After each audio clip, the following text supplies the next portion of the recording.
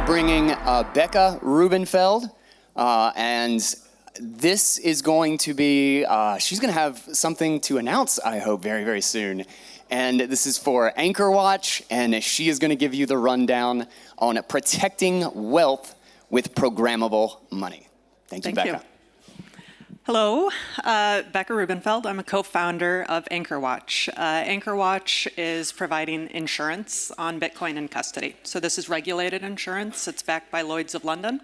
It covers a variety of loss of keys from a huge number of kind of risk vectors, including wrench attacks. So official announcement to come soon, but we're very, very close to launch. It's been a very long process working through regulators, as well as reinsurers, and we will be the first providers in the world that offer customers, both retail and commercial, the opportunity to have one-to-one insurance. So an insurance policy in your name covering up to the total value of the Bitcoin if you're using our custody solution. Thank you. So our custody solution is called Trident. So we've got a little screenshot from it. The talk is not about insurance or, in fact, Trident itself. It's about the tech that we're building on and really how we're using Bitcoin as programmable money to enable affordable insurance, good quality insurance.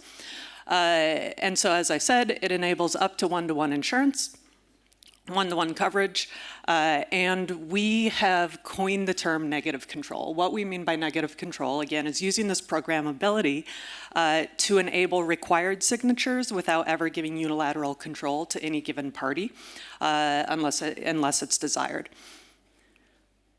So before we jump into the programmability, just a really quick jaunt through kind of the history of protecting wealth. It starts from trust. I'm going to show that it moves through violence, and then it comes back to trustless with Bitcoin. And I'm doing this because I really want you to think about this programmability as a defensive method, as a protective method, and that's really how we're focusing on it. So initially, early history, protecting wealth, it was really built on trust. It's a trust-based system, small communities. Your reputation was what enabled you to, borrow and have that social credit. As communities expanded in both size and number, we moved into ledgers, right? So Bitcoiners love to call out rhinestones. That's a ledger system, right? And then we moved into paper ledgers. Again, these are all defensive measures, right? They're not offensive. They're not violent. As then money continued, let's say out of borrowing from each other and returning things, we actually got into bearer assets. Right, so whether it was shells or gold, this is bearer asset. If it's lost forever. And so the physical protection increased. So walls were built, they got thicker, vaults were created, safes were created, materials were hardened, and then the guards were hired, and homeowners armed themselves to defend their physical property, and that's all about really a bearer asset. You have to ultimately increase your defensive measures, physical defensive measures. So as time goes on, what really changes is the rise of the nation state. So one thing I want to call out is that as protective measures are really invented or developed, the old ones don't go away. As nation state comes on, as they start issuing fiat, that didn't make walls go away. Doesn't make safes go away. They get added on. So what gets added on once we have fiat? We develop laws, law enforcement agencies. Wealth then actually with fiat is able to be transferred digitally. So protective measures go into IP tracking, transaction tracking, things like that. And then we move into violence. So really, it's the threat of violence that acts as defense, right? So the threat of offense is a deterrent and acts as defense. So ultimately, nation-state militaries are enforcing the defense and really deterring theft of wealth. So now we come to modern era. We come to Bitcoin. And the threats have changed. We don't get rid of law enforcement agencies. We don't get rid of physical defenses. And in fact, the new threats are somewhat familiar, right? So a wrench attack is just a violent attack. Nation states are attacking one another. They might come through new methods, through hacking, et cetera, but it's nation states warring with each other. It might come from an aspiring female rapper, who's coming after an exchange's wealth. So the defense now moves with Bitcoin into trustless defenses. And that's where the programmable nature of Bitcoin really comes into play. So one thing I'll call out is if you want to dive into the deep technical, I can direct you to our website, anchorwatch.com. And if you go into the blog section, my co-founder, Rob Hamilton, who's the Miniscript influencer, has compiled really all the technical documentation on Miniscript. And you can go into it there. So let's start super straightforward. When we're talking about programmable money, people are really familiar with the concept of smart contracts. So single sig and multi-sig are based on signatures, right? So if one of one, then spend the Bitcoin. If two of three, then spend the Bitcoin. So Miniscript is where I'm going to focus for the rest of the talk. That's what, as I mentioned, that Trident is built on and we're focusing on. It's obviously not the only programmable feature of Bitcoin. So I think here I've heard talks on BitVM, OpCat, covenants that could come into play. Lots of programmable features. I'm focusing on Miniscript. It is part of Bitcoin Core today. So it's already in play. And it's really the most approachable way to compile really advanced spending conditions. And I'll show you really how approachable it is. So it was invented by Blockstream in 2018. We are not the first to build on it. Our friends at Wizard Sardine, who built Lugano wallet, have a great wallet out there that you can try now. It's already out there. That is also using Miniscript. And Miniscript is actually just developer tooling that allows you to use features that are already part of Bitcoin Core. So specifically, you are composing more advanced spending conditions that can be built with kind of any combination of signatures, as we saw on the prior screen, time locks and hash locks. So I'm just going to go through some different use cases for how you can combine these things to really enhance the protection of Bitcoin in a trustless way. So the visual here is the witness script of a Miniscript transaction. So as you can see, one of the features of Miniscript is that once it has gone through the compiler, the output descriptor is actually very human verifiable.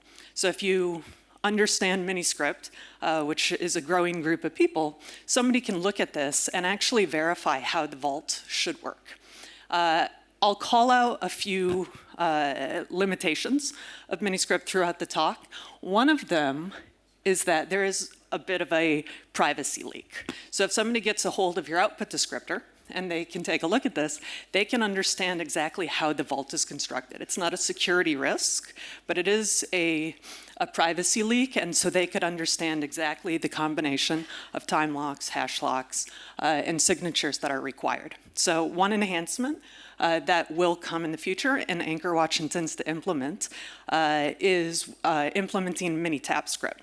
So in the future, we could take this output descriptor, and with mini-tap script combined with either Frost or Musig signatures, we could have this appear on chain instead of the privacy leak. It could appear on chain as a single sig wallet. So that will just be one more level of privacy and protection for the owners of Bitcoin. And I think the big unlock for that will be with more support on the hardware wallets themselves for those signatures. Other benefits of Miniscript or features, or what it does, is actually generating the witness data. It provides transaction malleability, making sure there's only one way to spend any given transaction. It predicts the cost of an output, and I'll talk about that in a little bit. And as I mentioned, it's human verifiable. So what I mean by that, I think it's very important, is you can construct a vault up front, design a vault with these different combinations, and then you could have, for example, a third-party auditor review your output descriptor and verify that the way we or another provider say a vault is going to work, in fact, is going to work the way we say it is. And only then, if you chose, would you actually put your Bitcoin in that vault. So again, it's one more element of trustlessness. Okay, so let's jump into a couple of the specifics. So with signatures as the first function, something that Miniscript can do is multi-sig. So basic example, if 2 of 3, and if 2 of 3, then spend the Bitcoin. So it's not a 4 of 6, it's 2 independent 2 of 3s that can be combined together. So think about the way this can be used, right? You could have 2 teams on either side of the world. The way AnchorWatch is using it is, while you're insured by us, we are a required signer on a vault. But we never have unilateral control of a customer's Bitcoin, ever, by design, and that can be verified as per the prior screen. So you can really get creative with the combination of signatures and keys to create that protection. Another thing, and we've kind of coined this term, but we would call it a key hierarchy. So a key hierarchy is saying, that this example here is effectively a 2 of 3, but a certain key must sign. So really, it's not a 2 of 3, it's a 2 of 2, and it's a 1 of 2 plus a 1 of 1, right? So let's just talk about a couple of use cases. As I mentioned, with our policies, while a policy is active, customer holds their own key set that they generated themselves. We never have access to it and never will. We have our own key set. We're both required signers for certain transactions. That protects customers from a whole number of risks, but at the same time, it also protects customers from us, right? So the fear that we're a bad actor, that we would abscond, that we'd refuse, that is mitigated by the fact that we actually can't move a customer's Bitcoin ever without them participating in the transaction. Another use case that you could use is for jurisdictional arbitrage, right? So you could put key sets on other sides of the world. So you can get as creative as you want. One thing to call out is that one way you could, again, amp up the protective measure of using this for jurisdictional arbitrage is with pre-signing, right? So one key set could have a pre-signed message, or a transaction rather, but you should call out that that doesn't eliminate risk. It's just one more thing that you can do. So if one party is compelled, they actually are not able to change the rules of the vault, because this is protocol level. Oh, go back. Okay, so let's go deeper into that key hierarchy. So in the key hierarchy, again, it's actually a 2 of 2 that looks like a 2 of 3, but one key must sign. So the use case that I threw out here is, let's say it's a company that is sharing a multisig, but they want the CFO to always sign. So it's CEO, CLO, and a CFO, but the CFO has the single key, and they're a required signer. That's great, but now we've exposed a new risk, right? We have a 1 of 1, so if the CFO disappears for whatever reason, they can't sign, that would be a risk. So that's where you really start combining the functions. So on the next screen, we'll jump into how to mitigate that. We use time locks. One other thing, though, is that you could actually not use time locks. You could mitigate that risk simply by expanding the layer. So you could have this here, and think algebra. Put parentheses around this entire section, and then you could put an OR, and then, for example, you could have an entirely different key set held by the board of directors, right? So like, this is how we want it to work. We want the CFO. That's going to be our standard way of signing, is this. But if for any reason this isn't executable, we can have an or, and then the board of directors can have a key set. So just using signatures and multi-sig and multi-sig, we've mitigated risk. AnchorWatch, as I mentioned, is using time locks. So one thing to call out, Miniscript is entirely composable and customizable. You can string these together to your heart's content. So you can think of, any number of scenarios and say like, well, what if this guy dies? What if this guy is a bad actor? What if this guy dies and this guy is a bad actor, right? So you can really get clever with your game theory and your risk vectors and cleverly construct a vault to mitigate as much as possible. So with time locks, we'll go into the example in a moment, but let's just talk about the details of how time locks work. First, I want to just call out, I hear a lot of people with a slight misunderstanding of how time locks work. I believe I hear a lot of people talk about, your Bitcoin is locked until a certain point. That's not how they work. Once a spending condition is available, it's always available. Think of a single sig, right? If you have a single sig that's active, that has Bitcoin in it, if one of one spend the Bitcoin, that never stops, right? That is the rule of the vault. Once available, always available. That's true with Miniscript as well.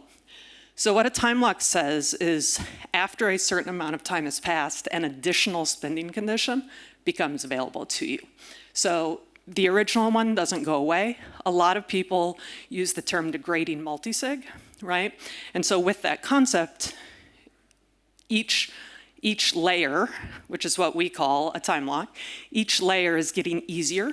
And so once you have a degraded layer, why would you ever use layer 1? That requires more keys when you can sign with fewer keys. However, it doesn't have to be that way. You don't have to use the same key sets. After time, it could be actually a way more complex spending condition with stricter rules. The point is once available, always available. That's really important to understand as you're thinking about the use cases and how to design a vault. Couple of technical things to really think about.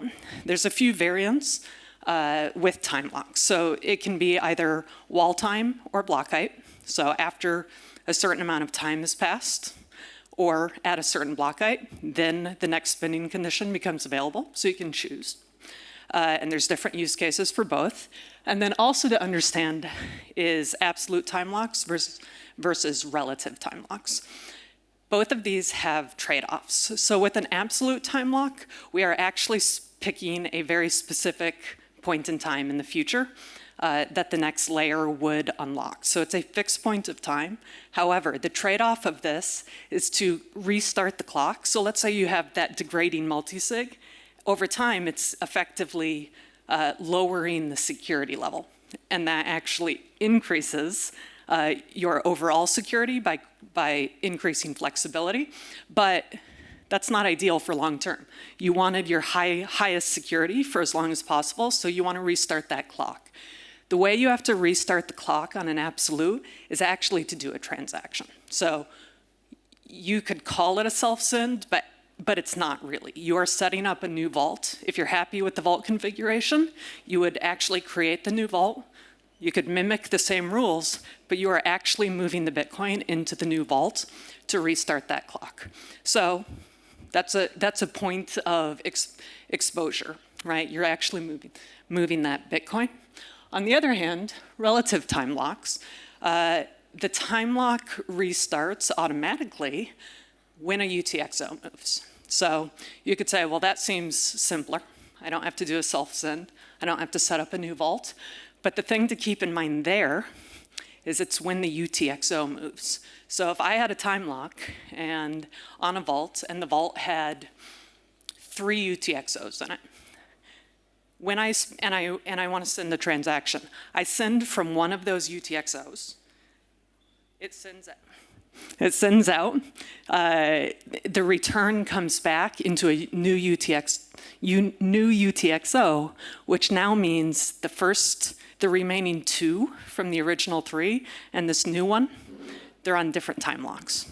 right? So they're going to change how they behave at different points in time. So again, that's a trade-off, and you really have to think of which one makes more sense for your particular use case.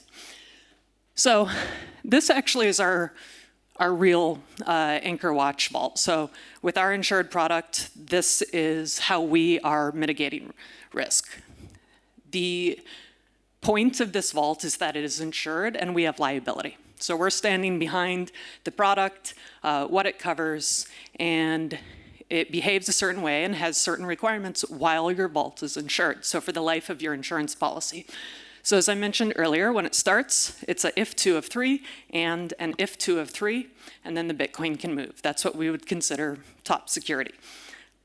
Partially through the policy term, we have a slightly degraded version where the customer could effectively lose 2 keys. And so it's a if 1 of 3, and Anchor Watch is 2 of 3, and that's still insured. Then we have what we call a recovery layer. We have an outside institution that is able to come in, not unilaterally, nobody can ever spend unilaterally while insured, but they can come in and work with Anchor Watch to recover assets on behalf of a customer.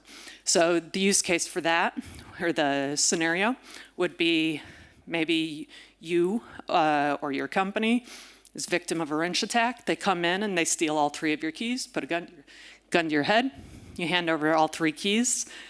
The thieves don't have anything yet, right? Because we're a required signer. So they have your keys. I'm going to skip now to 4, and I'll come back to 3. The final layer, right after your insurance policy ends, so once we no longer have liability, is a fully sovereign vault. So let's say you didn't want to be a customer anymore, whatever reason, we're not available, we've disappeared. Without asking, this becomes a fully sovereign vault. So as long as you have your keys, your hardware wallets, you're actually able to control the vault. So now, that's a risk. The thieves came in and took your 3 hardware wallets earlier in the year. So that recovery layer actually exists to allow us to come in and save the day before that becomes fully sovereign. And so we can come in, let's say halfway through the year you lost your keys. You tell us, we say, okay, noted. We've got it on the calendar. As soon as layer 3 opens, we're going to come in and we're going to move that Bitcoin to a safe location. So when it becomes fully sovereign and the thieves actually could control the vault, there will be no Bitcoin in it because we've already moved it to a safe location. All right, so the final function are hash locks.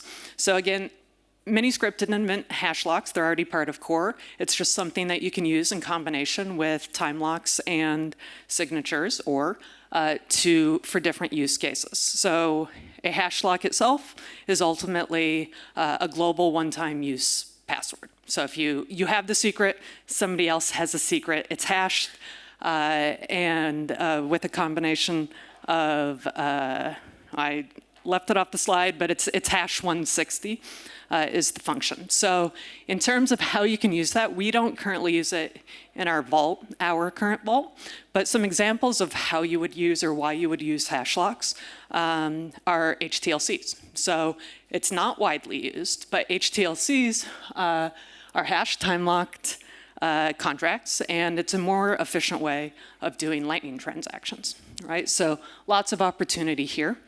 And I think more than anything, it allows you to provide Oracle services.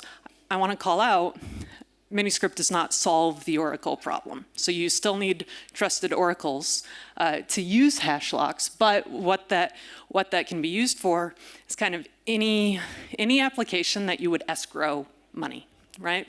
So any variety of betting, gambling, things like that, and especially Bitcoin-backed lending. So I would think for a Bitcoin-backed lending product, it would actually be a combination of all 3. There would be signatures, there would be a time element, as well as the oracle with a hash lock, that could be liquidation price or something like that. One risk to call out is that once you have that hash, anybody is able to use it if they have the pre-image of the secret. So over on the right, you can just take a visual of what it is. So the string up there, you can actually see then in mempool, and then visible in the Windows script. Again, there's privacy information in this output descriptor, which will improve over time with mini-tab script combined with signatures. So I think there's a huge amount of potential just using this technology. It in no way is covering the breadth of opportunity of using programmable money to protect your wealth, but it's very easy, it's very approachable. It's available now, it's part of Bitcoin Core, and with that, I'm happy to take any questions if anybody has any. Thanks.